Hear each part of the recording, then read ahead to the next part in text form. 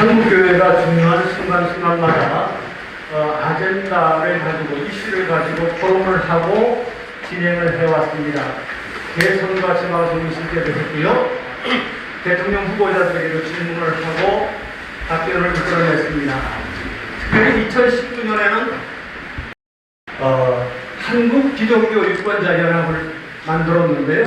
그때 우리 조일래 이사장님 그리고 우리 신만석 사무총장님 또 신광수 사무총장님 또 이영환 장로님 이런 분들이 다 같이 함께 해서 출범을 할 수 있었습니다.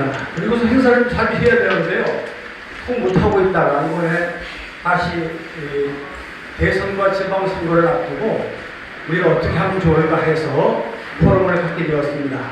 그 일에 중추적인 역할을 해오셨던 우리 이영환 장로님 나오셔서 기도해 주시고 시작하도록 하겠습니다.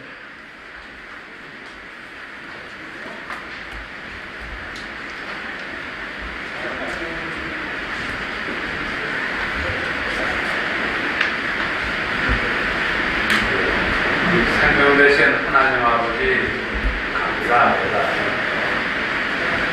한국을 사랑하여 주시옵고 또 우리 국민을 사랑하여 주시옵고 우리 기독인들을 사랑하여 주셔서 지금까지 무난하게 왔습니다. 그러나 하나님 저희들이 잘못하여 지금 어려운 지경에 있습니다. 나라의 위상도 없어졌고 국민의 생활도 팍팍해졌고 정체성도 없어졌고 기독인들의 삶도 어려워졌습니다. 기독인들이 어떻게 해야 할 바를 모르고 당황하고 있습니다. 저희들에게 지혜를 주시고 또 한국교회 연구원을 세워주셔서 더 그냥 계시를 해주시니 주님의 은혜에 감사할 따름입니다. 한국에는 지금 자유민주주의가 위협을 받고 있고 자유시장 경제가 자꾸 무너져가고 있습니다. 국민의 생활은 핍박해져가고 코로나로 인하여 여러 가지 어려운 일상이 되지 못하고 천견된 생각만을 가지고 이번 대선을 치르게 되었습니다. 하나님, 아버지 하나님만이 이 난국을 구하실 줄 믿습니다. 주님의 뜻에 온전히 맡기고자 오늘 포럼을 개최하여 우리 기독 유권자들이 나아갈 길을 묻고 또 의논하고자 하오니 그 입들, 생각들을 주장하여 주시옵고 이것이 온 누리에 퍼져나갈 수 있도록 도와주시옵소서.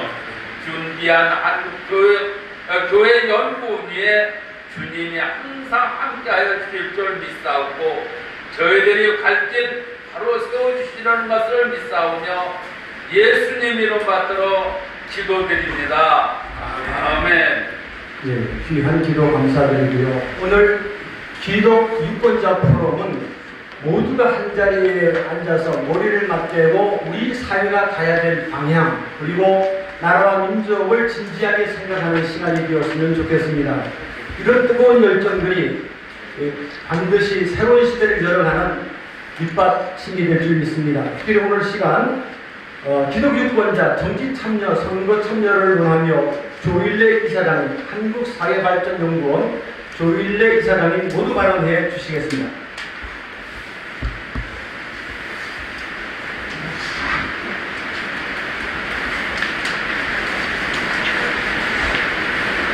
네. 한국교회건강연구원이 설 20주년을 맞아 한국교회 연구원으로 도약함을 축하드립니다.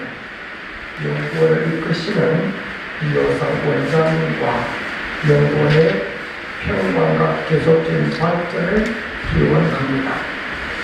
약 한 달 후에 치러질 제20대 대선을 앞두고 우리나라가 이념, 지역, 세대 간의 갈등이 첨예되고 있고 온갖 설들이 난무하는 가운데 혼돈과 혼탁에 빠져버린 현 상황에서 한국교회 연구원이 전문가 분들 모시고 기독교 유권자는 어떻게 투표할 것인가 라는 주제로 20주년 기념 포럼을 개최하는 것은 시적절한 범인의 일로 생각하여 축하드립니다.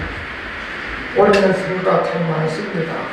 3월 대통령 선거, 보궐선거, 6월 지방선거를 앞두고 있습니다. 선거의 계절이 되면 고민이 됩니다. 꼭 찍어야 하는 정당도, 꼭 찍고 싶은 후보자도 찾기가 쉽지 않았습니다.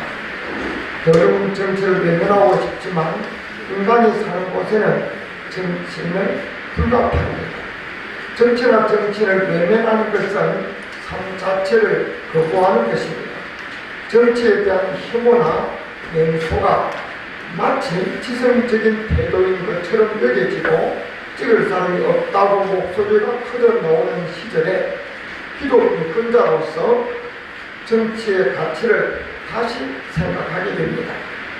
정치 참여든 투표 참여든 기독교 유권자들이 먼저 기억해야 할 것은 인간의 생사화복과 나라의 흥망성쇠를 주관하신 분이 오직 하나님이시라는 사실을 참된 기독교인은 잘 알고 있습니다. 하나님은 하나님의 뜻을 따라 바르게 사는 자에게 복을 주시기를 기뻐하시지만 하나님의 뜻을 거역하는 자에게는 질병, 고통, 멸망 등의 형벌과 저주를 내리신다는 사실입니다.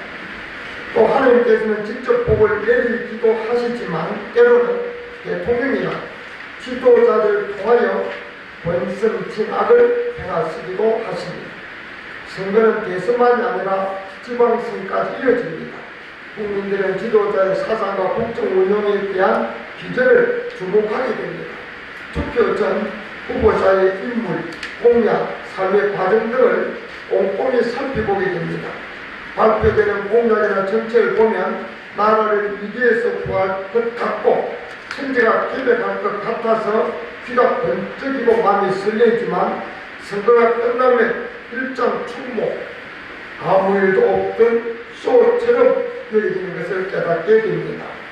하지만 그럼에도 불구하고 선거라는 과정을 통해 한국 사회의 미래를 바꿀 수 있다는 점에서 매우 중요한 의미가 있습니다. 기독 유권자들의 선거 참여가 중요합니다. 한 표의 차이로 국가의 미래가 새롭게 바뀔 수 없고 반대로 뒤처질 수 있습니다. 뽑아야 할 후보와 뽑지 말아야 할 후보를 잘 구분해야 합니다. 말 잘하는 아나운서나 목소리 큰 사람 뽑는 선거가 아닙니다. 맞지도 않는 여론조사를 믿을 수 없는 상황에서 최종 선택은 시민들, 유권자의 몫입니다. 특히 후보자를 선출할 때 선택 기준을 정하면 좋겠습니다. 포퓰리즘 공약이나 선전, 선동에 휘둘리지 않고 합리적, 이성적 판단으로 올바른 지도자를 선택하는 것이 중요합니다. 그래야 국가가 정상적으로 작동할 수 있습니다. 지금 당장 달콤하다고 찍었다가 앞날을 기약할 수 없습니다. 국가 부도가 아니면 앞으로 과도한 세금을 더 많이 걷겠다는 것을 응원하는 꼴이 됩니다. 정치인들은 표만 된다면 무슨 짓이든 하기도 합니다. 사실 포퓰리즘 민주주의의 바른 정치를 병들게 하고 경제를 무너뜨리는 독성 바이러스를 전염시킵니다. 정치가 안 변한다고 합니다. 사람이 바뀌어야 합니다. 정치 혐오, 비호감 선거를 어떻게 할 것인가? 국민 통합을 저해하는 네거티브 선거를 어떻게 할 것인가? 정권 교체론과 정권 안정론에 어느 쪽을 택하는 것은 기독자 유권자의 몫입니다. 유권자들의 투표 혁명 과연 가능할까? 유권자들이 착심하면 가능할까? 물은 배를 띄우기도 하지만 배를 뒤집고 삼키기도 합니다. 그래서 깔보면 안 됩니다. 국민도 마찬가지입니다. 국민이 주인이라고 믿는다면 주인 노릇 똑바로 해야 합니다. 잘했으면 칭찬하고 잘못했으면 존엄하게 구정해야 합니다. 그대로 맡길 것인지 아니면 싹 바꿀 것인지 심사숙고하여 투표하시면 좋겠습니다. 투표는 실로 무섭고 두려운 것입니다. 기독 유권자 리더들이 중심을 잡고 우리 사회를 이끌어갈 지도자를 판단하고 올바른 선택을 할 수 있도록 힘을 기울여야 하겠습니다. 신앙의 자유를 거부하는 예배 중단이나 교회 폐쇄를 동조하는 후보는 어렵지 않을까 싶습니다. 더 나아가 비혼, 저출산 시대에 낙태를 합법화하는 등 생명 존중이 없거나 동성애 옹호나 조장에 호응하는 등 차별금지법의 독소 조항을 용인하는 것도 용납하기 힘들어 보입니다. 이런 후보나 정당에 줄서게 할 것이 아니라 해당 후보의 정책과 가치관을 검증하고 선택할 수 있도록 사회를 올바르게 이끌어야 합니다. 국가 없는 교회, 교회 없는 국가라 상상할 수 없습니다. 교회와 사회 참여도 교회와 국가 간의 창조적 긴장 관계를 유지할 수 있는 정당 절차를 확보하는 차원에서 이루어져야 합니다. 특히 종교계가 훌륭한 인물이 선출되길 바라는 기독교적 세계관과 관점으로 정치 보기, 선거법에 저촉되지 않은 설교, 또 하나님보다 정치인이 우상이 되지 않도록 마음지키기, 가짜 뉴스 생산하는 유포하는 행위 자제, 선거 결과에 대한 승복과 후보자나 당선인의 공약 실적 유무 파악하기 등은 강조할 수 있을 것입니다. 그럼에도 불구하고 지도자들이 쏟아내는 특정 정당이나 후보 찬성 반대하는 발언은 없이 신중히 경계해야 합니다. 그러므로 우리 기독교 유권자들은 누가 하나님의 뜻에 따라 통치하며 국민과 나라를 평안하고 부강하게 할 자인지, 누가 이 땅에 하나님의 사랑과 공의를 실행할 자인지를 후보자들의 지난 삶과 은행들을 통하여 분별하고 또 성경과 기도 속에서 간절하고도 겸손한 마음으로 다른 후보를 찾아서 투표해야 합니다. 오늘 이 기독교 유권자 포럼이 이런 하나님의 뜻에 맞는 투표자를 바르게 찾는데 큰 도움과 유익을 주는 지혜롭고 복된 시간이 되기를 기원합니다. 감사합니다. 너무나 주옥 같은 말씀 감사드리고요. 이어서 우리 발제를 맡으신 이장영 백석대 교수님 발제해 주시겠습니다. 신앙인의 선거 참여와 기독교 윤리적 의미 말씀해 주시겠습니다. 반갑습니다. 수배받은 백석대 이장영입니다. 제시된 대로 유인물 중심으로 간단히 말씀드리겠습니다. 선거권과 피선거권은 시민에게 주어지는 권리이기도 하고 또 의무이기도 합니다. 그런데 우리는 신앙인들은 시민으로서의 기본적인 자세와 더불어 한 사람의 신앙인으로서 어떻게 투표할 것인가 하는 질문을 던지게 됩니다. 잘 아시는 대로 금권선거 시민이 이제 거의 사라진 것 같습니다. 투표의 절차적 정당성에 대해서도 간혹 문제가 제기되긴 합니다만 조용하게 넘어가는 경우가 대부분입니다. 그러나 선거 때마다 느껴지는 문제들은 여전히 다수의 시민들은 선거에 대해서 냉소적이고 특히 기독교인들이 정치 참여에 대해서 소극적이거나 간혹 정치 참여를 오해하는 경우도 있다는 사실입니다. 국가적인 큰 선거, 대통령 선거를 치르는 가운데 기독교인들이 신앙적인 관점에서 선거를 어떻게 바라볼 수 있을까 생각해 보았습니다. 세 가지 제안을 드리고자 합니다. 첫째로 우리 선거를 기독교인들의 정치 참여 중요성을 인식하는 그런 계기로 삼았으면 좋겠습니다. 미국을 비롯해 개신교 국가 대부분은 정교 분리 전통을 갖고 있습니다. 정교 분리는 간단히 설명하면 소위 교회가 국가의 권력을 행사하는 소위 신정을 반대하는 것이죠. 마틴 루터는 종교와 정치의 두 왕국이 다 하나님의 제정하신 것이지만 대등한 관계를 갖는 어느 하나가 다른 것에 종속될 수 없고 양자는 긴밀하게 협력해야 한다 언급했습니다. 우리가 이런 배경을 전통을 이해할 필요가 있습니다. 잘 아시는 대로 한국 기독교는 선교 초기부터 정교 분리 원칙을 강하게 지켜왔습니다. 지금도 준수하고 있는 그런 전통입니다. 그런데 아시는 대로 정교 분리가 곧 기독교인들의 정치적 책임에 대한 퇴보를 의미하는 것은 아니라는 사실입니다. 기독교인의 정치적 책임은 중요한 신앙인의 덕목입니다. 미국의 경우를 보더라도 간단히 말씀드리면 소위 보수적인 신앙을 견지하는 분들은 정치에 무관심한 경우가 많았습니다. 그러나 이것이 바뀌어서 1980년대 대표적인 경우가 제리 포렐 목사의 도덕적 다수 운동이죠. 보수적인 그룹들도 이제는 정치로부터 자유롭지 않고 정치에 있어서 상당한 의사를 개진하고 있습니다. 소위 복음주의자들도 정치 참여에 대해서 상당히 적극적인 관심을 표명하고 있습니다. 한국 사회도 마찬가지입니다. 그런데 기독교인 정치자들이 많이 배출되어도 부조리하고 잘못된 정책들, 심각한 불평등이 만연한다면 정치 참여가 무슨 의미가 있겠습니까? 결국 정치 참여의 방식과 정도는 개인과 교단의 전통에 따라서 다를 수 있을 것입니다. 그 모습은 다릅니다. 그러나 하나님 나라에 대한 비전과 가치관, 세계관을 정치를 통해서 실현할 책임이 우리 신앙인들에게 있다는 것은 변함없는 사실입니다. 이 면에서 기독교인들의 정치적 책임을 다시 한번 선거를 통해서 인식했으면 좋겠습니다. 둘째로는 기독교 공동체가 피선거권을 가진 좋은 후보를 키우는 일에 장기적인 투자를 해야 됩니다. 사람을 만들어내는 일은, 좋은 정치인을 만들어내는 일은 하루아침에 되어지는 것이 아닙니다.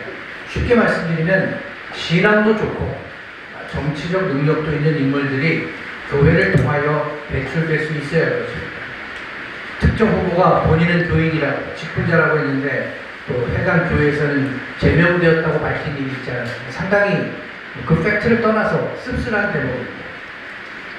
교단이나 교회 안에서, 이건 좀 여담식으로 제가 말씀을 드립니다만, 이권과 권력을 지향하는 정치를 좋아하시는 분들이 적지 않게 있습니다. 저는 종로 5가에서 정치하는 것도 중요하지만 좋은 좀 신앙을 가진 정치인들이 국회로, 청와대로 좀 많이 나갔으면 좋겠습니다. 즉 행정 정치 조직이 아니더라도 어떤 면에서 보면 성숙한 시민사회를 만들어가는데 필요한 공동체들, 시민단체들도, 시민단체는 조금 정치적 조직과 차이는 있습니다만 정치적인 행위를 할 수 있기 때문입니다. 또 아주 사소한 예를 들면 요즘 아파트, 우리나라 국민들이 60% 정도가 대단히 아파트에 사는데 입주자 대표회의, 굉장히 중요한 민주적인 절차적 조직입니다. 이런 봉사직들에 좀 많이 참여하는 그런 모습을 보인다면 보다 투표행위를 통해서, 선거를 통해서 보다 성숙한 시민사회가 될 수 있겠다 하는 바람을 가져봅니다. 요점 다시 한번 강조드리면 정치적 전문성을 갖고 신앙적 수호성과 함께 가요. 신앙은 좋은데 정치적 트레이닝이 되어 있지 않으면 이 정치판에서 살아남을 수가 없습니다. 아울러 정치적인 면에서는 관련된 분이라도 신앙적인 면에서 수월성이 없다면 적어도 기독교 신앙적 관점에서는 아쉬움을 가질 수밖에 없는 것입니다. 끝으로 세 번째, 투표 이후에도 기독 시민들의 정치적 관심은 지속되었으면 좋겠습니다. 투표로 이제 대통령 뽑고 나서 우리의 정치적 책임이 끝나는 것이 아니라는 것이죠. 내가 뽑은 후보, 내가 뽑은 정당이 당선되지 않을 수가 있습니다. 더군다나 일일이 우열을 가리기 힘든 지지율을 보더라도 당선자가 절대적으로 높은 지지를 가진, 그런 높은 지지율을 확보한 대통령을 뽑기는 어려울 것입니다. 그런데 잘 아시는 대로 한국의 선거 제도나 정치 문화는 승자 독식입니다. 그러다 보니까 여러 가지 문제들이 생기죠. 지금 또 국회는 다수당 의원들이 과반수를 점하고 있는 그런 상황인 것을 압니다. 선거 후에 얼마나 또 정치적인 난맥상이 전개될까 두렵고 떨리는 마음이 있습니다. 이 사회의 갈등과 대립이 확대될 우려도 있습니다. 우리 기독교인들은 통치행위의 연정모색이라든지 구조적인 개혁에 대해서도 관심을 가질 필요가 있다고 생각합니다. 좀 더 소신적으로 말씀드리면 내가 뽑은 사람이 아니더라도, 누가 당선되더라도 지속적인 관심을 갖고 건설적인 지지와 비판을 보냄으로써 한국 사회의 정치적 선진화를 이루는 데 노력해야 할 것입니다. 공공신학자 맥스 스택하우스는 모든 인류를 사랑하시는 하나님은 기독교인들이 세상 모든 사람들의 정의를 위해 노력하기를 원하신다 강조하고 있습니다.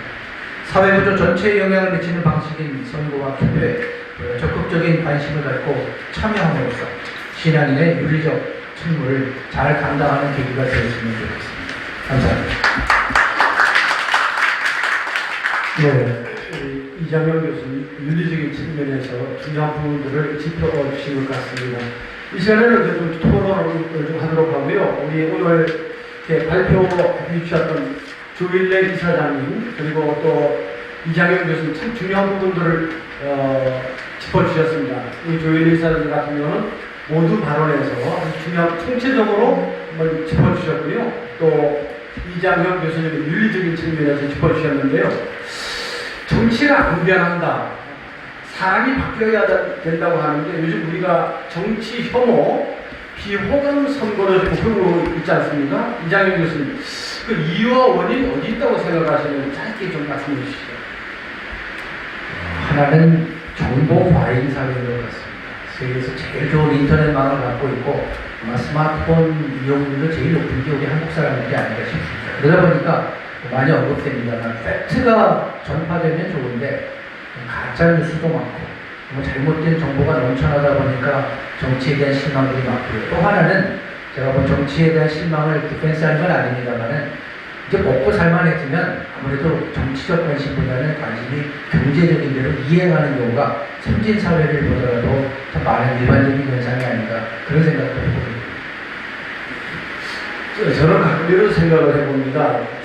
우리 사회가 안고 가야 될 개혁의 과제는 도대체 뭘까? 정치 개혁, 정치 혁신, 정당 개혁 이런 것을 할 수 있는 방법이 뭘까? 저도 나름대로 고민을 해봤거든요. 그래서 사람들이 국회의원을 없애야 된다, 줄여야 된다 그러는데 제가 반대로 이야기를 생각을 했습니다.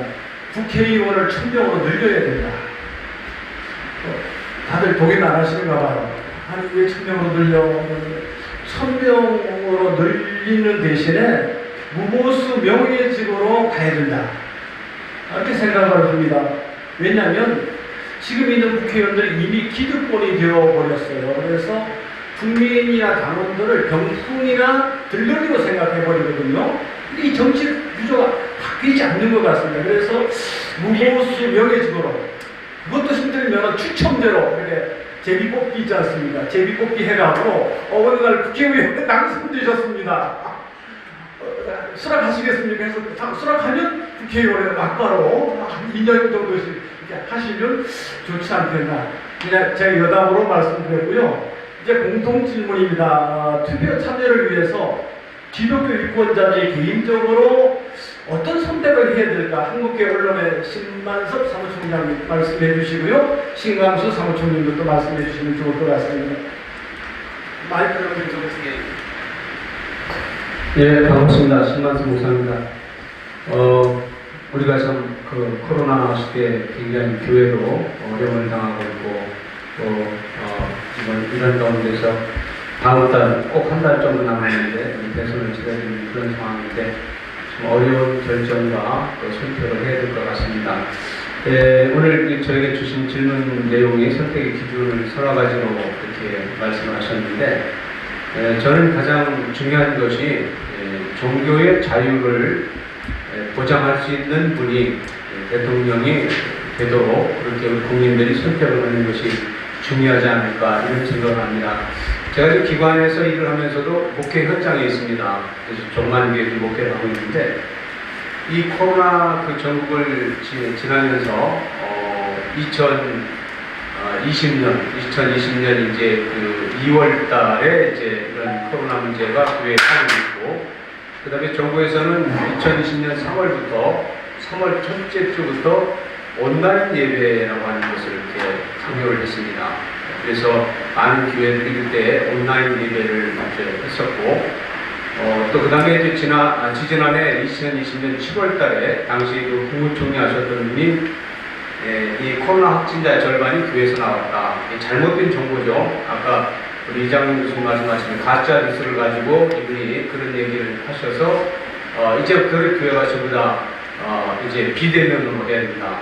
이렇게 해서 그때부터 또 갑자기 이렇게 비대면 온라인으로 시작됐다가 비대면으로 되었습니다. 그런데 그 비대면이라고 하는 것이 교회와 다른 어떤 그 종교나 또는 다른 사회단체 기관과 균형을 맞췄느냐 그렇지 못했습니다. 그래서 그런 가운데 지난해 어느 그 정부기관에서 조사한 그 데이터에 의하면 13,000개 정도의 조사를 했는데 그 중에 16%가 예배를 온라인도 또 오프라인도 안 믿었다.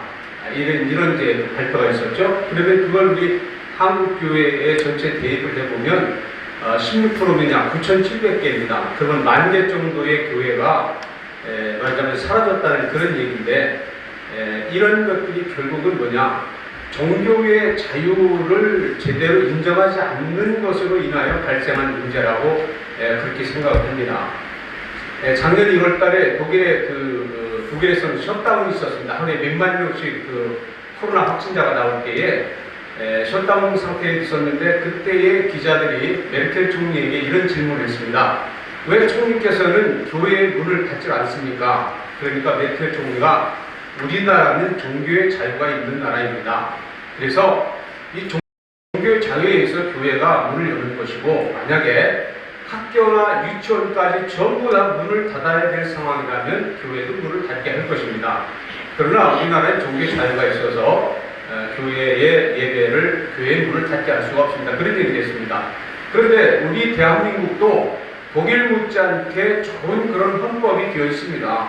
국민의 기본권인데 이것을 함부로 재단하고 함부로 억제하고 함부로 이것을 정부라고 해서 억제하는 그런 상황에서는 교회들이 많은 그런 피해를 볼 수밖에 없습니다. 실제적으로 제가 주변에 있는 여러 목사님들에게 전화를 드려봤을 때 예배를 드릴 수가 없다는 거예요. 근데 저도 지금 시간이 오가는데 간단하게 제가 정리하겠습니다. 그래서 이제 제가 그 교회 현장에 있어 보니까 공무원들이 작년 3월 첫째부터 예배 시간에 2명, 3명이 찾아옵니다. 공문 가지고 와서 못하게 하고 그럽니다. 그런데 놀라운 것은요, 4월 15일날 총선이 끝난 뒤에는 공무원들이 교회 안 나옵니다. 안 찾아옵니다. 그리고 이제 공문으로만, 전화로만, 문자로만 계속 보내는 거죠. 그래서 제가 여러 지역에 있는 목사님들에게 확인해봤습니다. 그 정도 그러냐? 마찬가지라는 거예요. 그러니까 저는 이 종교의 자유를 보장할 수 있는 그런 대통령, 그런 그 마음을 가지고 있는 분이라면 다른 어떤 우리 국가의 정체성도 다 보장할 수 있는 그런 대통령이 되지 않을까. 그래서 가장 기본적인 종교의 자유를 보장할 수 있는 분을 우리가 선택해서 대통령으로 뽑는 것이 중요하다. 이렇게 요약해서 말씀드리겠습니다. 이상입니다. 예, 역시 한국교회 언론에 한국교회 입력을 하시는 우리 신만수 사무총장을 발언을 아주 정확하게 하신 것 같습니다. 지금 우리는 3월 대선만이 아니라 보궐선거 또 6월 지방선거까지를 함께 다루고 있습니다. 발언은 좀 3분 이내로 짧게 해주시는 게 좋을 것 같습니다. 왜냐하면 점심 시간이 돌아오게 되면 점심을 드셔야 되는데 오늘 1박 2일 할 수는 없지 않습니까? 좀 짧게 발언을 해주시면 좋겠고요. 신광수 우리 사무총장, 세계 한국인 기독교 총연합회 세계 한국인 기독교 총연합회 사무총장 신광수 목사입니다. 오늘 기독 유권자들이 개인적으로 어떤 선택 기준을 가질까? 저는 첫째가 이런 생각을 봅니다. 하나님을 두려워하고 백성을 두려워할 줄 아는 그런 지도자가 선출되어야 한다, 이런 생각을 했습니다. 대표적인 두 후보를 잠시 떠올려 보면은 한 분은 교회 집사라고 하시는데 그 교회 목사는 제명을 했다, 이런 말도 하고요. 제명의 기준이 어디 있는지 모르겠습니다만 아무튼 그런 제명을 했다고 하고, 또 한 분은 우리가 언론 보도를 통해서 보는 대로 무속신앙을 쫓는 건지 따르는 건지 아무튼 손바닥에 왕자를 써붙이고 다니고 이런 후보가 대표적인 두 후보가 되어서 우리 앞에 있는 걸 보면서 정말 저들이 하나님을 두려워하는 것일까, 백성을 두려워하는 걸까 하는 생각을 가지게 됩니다. 저는 단연코 우리 기독 유권자들이 선택을 할 때 하나님을 두려워하고 백성을 두려워하지 않은 자가 선출되어야 된다, 저는 이렇게 생각을 하고요. 또 하나는 부정부패에 관한 이야기입니다. 우리나라 기독교 인구가 지금 1000만, 1200만, 한간에 700만을 이야기하고요. 어떤 분은 600만 이하라는 말도 합니다. 그런데 우리나라 기독교 인구가 30만이었던 시절에 중앙의 관리가 지역에 이렇게 무슨 관리를 한다거나 아니면 시차를 간다고 할 때 그 지역에 있는 관리에게 이렇게 여쭈었다고 합니다. 당신네 지역에 교회가 있는지, 예수를 잘 믿는 이가 있는지 이걸 확인했다고 합니다. 이 이야기는 교회 다니는 사람들, 예수 믿는 사람들은 뭔가 다르다고 생각하는 겁니다. 거기 가서 죄 지으면 안 되지. 술 먹고 여자들 끌고 놀면 안 되지. 이런 마음이 팽배하게 있었다는 이야기죠. 그럼 초기 한국 기독교는 이렇게 우리나라를 어거해놨고 지도적으로 충분한 역할을 했다는 것이죠. 그런데 요즘은 어떨까요? 전혀 그런 면에서 부정부패에 관한 부분들을 어쩌면 우리 기독교인 무슨 후보자 때로는 국회의원들이 과연 이 일을 잘할 수 있을까 하는 생각을 하게 됩니다. 또 하나는 안타까운 일은 이렇게 우리 모든 한국에 있는 종교인 가운데 기독교가 제일 많다고 그럽니다. 과연 우리 교회들은 이런 참 지도자들을 세워가고 있는 것인지 키워가고 있는 것인지 이런 측면에서 한국교회가 더 많이 연구하고 더 바르게 옳게 나아가야 되지 않겠는가 그런 생각을 해봅니다. 예, 감사합니다. 요즘 문제는 부동산 문제와 청년 실업가 참 중요합니다. 그런데 그것보다 더 중요한 것은 진영 분열과 지역 감정 이런 것이 선거에 이제 나타나게 되면서 이 선거 후의 효성은 어떨 것인가 이런 고민들을 하게 되거든요. 우리 조윤래 이사장이 특별히 사회발전 연구원 하시면서 국민 통합으로 가려고 하면 이 선거 후에 국민을 통합할 수 있는 방안은 무엇이 있을까? 우리 이사님께서 말씀해 주시죠.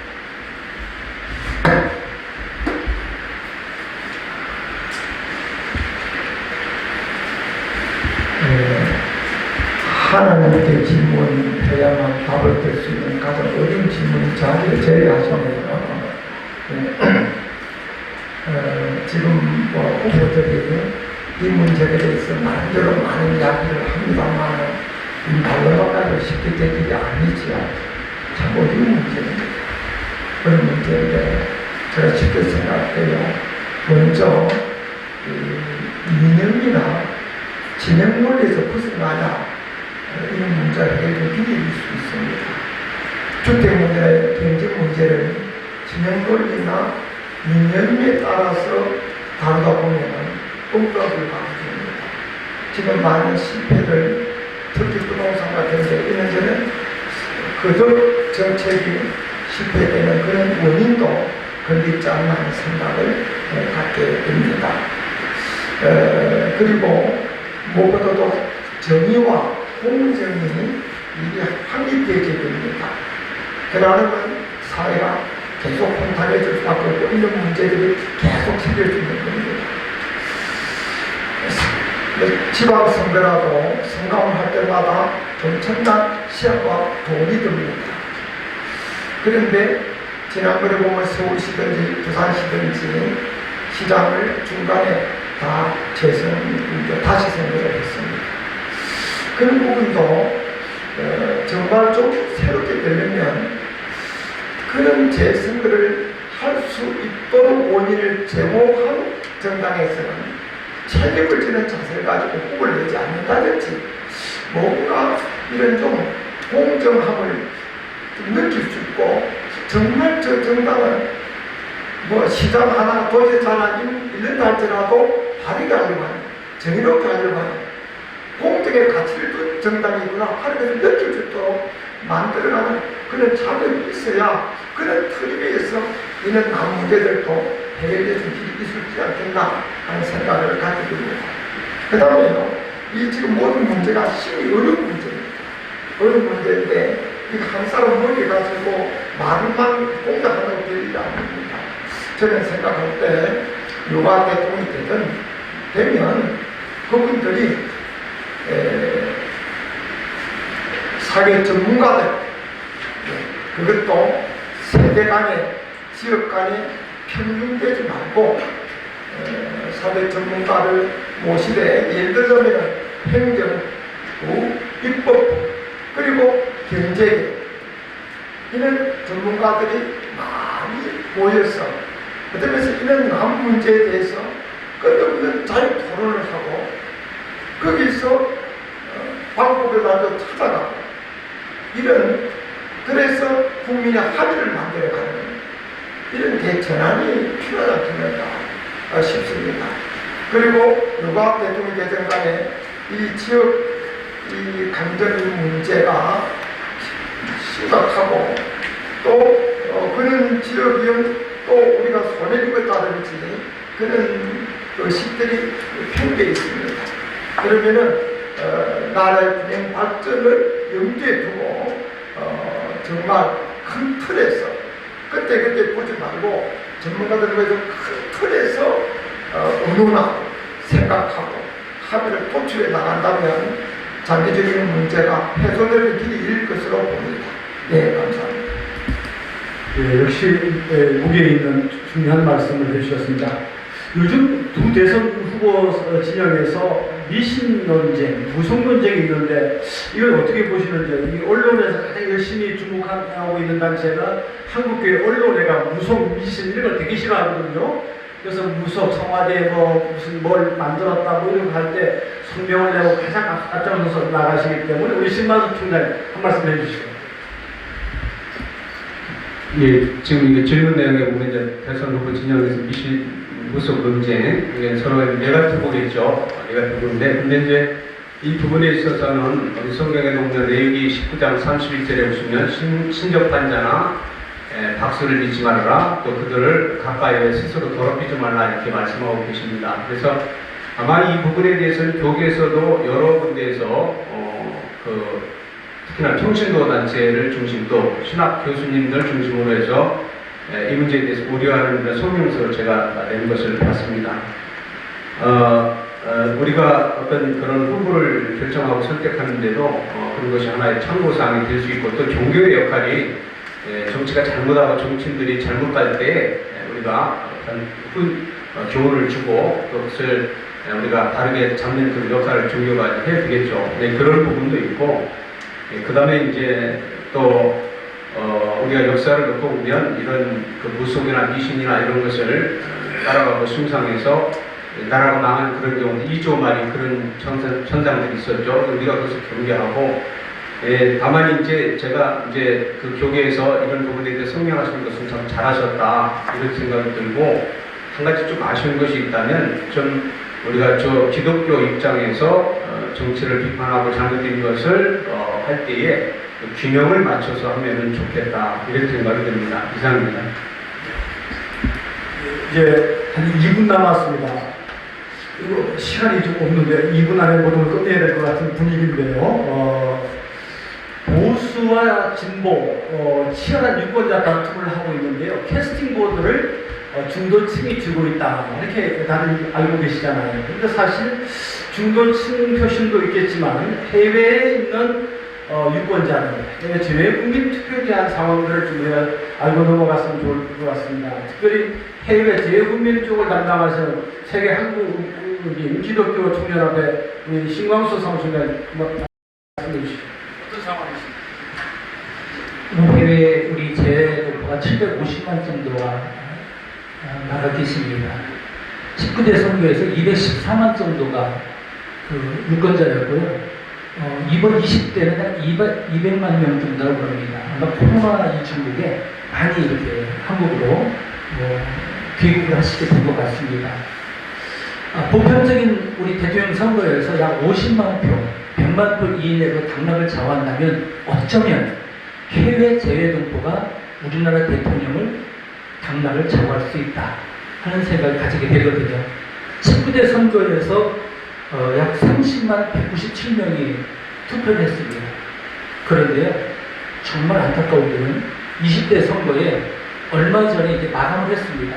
그냥 우리처럼 투표소에 가서 하는 게 아니고요, 자기가 신청을 해야 되는 건데 그 신청자 수가 무려 7만 명 정도 빠졌다는 겁니다. 이번 선거에 23만 1,314명, 그러면 30만에서 7만 명 정도가 빠진 거잖아요. 왜 그랬을까요?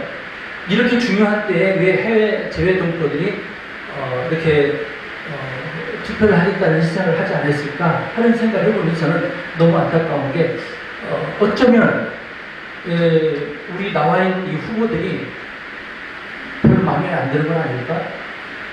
그냥 누가 되든지 이런 마음을 갖는 건 아닐까 하는 생각이 아주 강하게 들어갔거든요. 그런 측면에서 유권자 연맹이 해야 될 일들은 저는 마무리를 하면서 이런 생각을 합니다. 정말 대통령이 될 사람들, 돼야 될 후보들을 만들어내는 일을, 그런 역할들을 해줘야 되겠다. 한국교회가 정말 우리 대한민국을 이끌어갈 그런 지도자들 배출해내는 일을 잘 해줘야 되겠다 하는 생각을 가지게 됩니다. 해외 제외 동포뿐만 아니고 우리 모두가 앞장서서 선거하는 일에 최선을 다하고 열심을 다해서 투표를 독려하고 해야 할 것입니다. 예, 오랜 시간 감사합니다. 오늘 한 표의 가치를 승부하기 위해서는 2천만 원이라고 추정해서 발표했는데요. 최근에 어느 후보가 6,700만 원이라 이렇게 발표를 하셨더군요. 정치를 바꾸고 사회를 바꾸고 우리의 삶을 바꿀 수 있는 것이 투표입니다. 여러분 3월 9일과 그리고 보궐선거 6월 1일 지방선거에 참여해서 소중한 한 표를 반드시 투표해야 합니다. 여러분들의 투표를 응원합니다. 끝까지 함께해 주셔서 감사합니다. 특별히 자리에 현장에 함께해 주시고요. 유튜브로 방송을 시청하고 계시는 시청자 여러분 3월 9일 그리고 6월 1일 투표로 함께 대한민국의 역사를 새롭게 바꾸는 귀한 역사 있기를 바랍니다. 감사합니다. 마치겠습니다.